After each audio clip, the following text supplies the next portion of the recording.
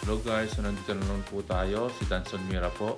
So mag-update lang po ako sa sa metrics natin, sa calories in, calories out, tsaka sa steps na ginawa natin ngayon, daily steps natin. So let's go jump into the app po. Hello guys, so nandito na po tayo sa app natin. Kung makikita nyo po yung pinakataas na bilog, yung may apoy na icon po, nakalagay is 2,451 calories. So yan po yung na-burn natin with the BMR na po and calories burned through our activities today po. Tapos sa lower left po na bilog, yung may icon na sapatos, nakalagay po is 2,850. Yan po yung steps natin ngayon or today, pero hindi pa rin po natin na-reach yung goal natin na 10,000. Pero at least uti-uti nag-walking tayo konti-konti.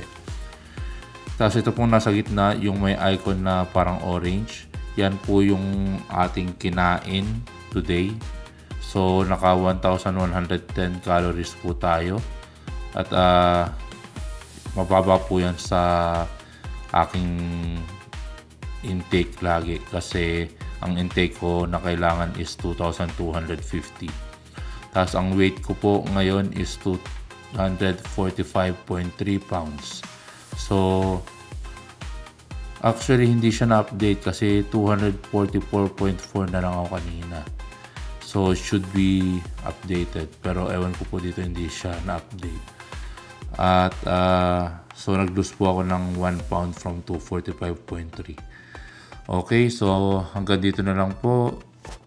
Hello guys, so yun na po yung ating metrics ngayon, yung mga measurement ng calories in, calories out, saka steps po natin for today, saka yung weight natin for today.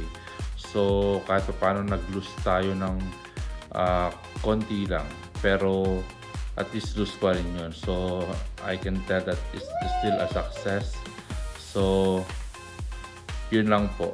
So please like, subscribe, and follow through to my social media account.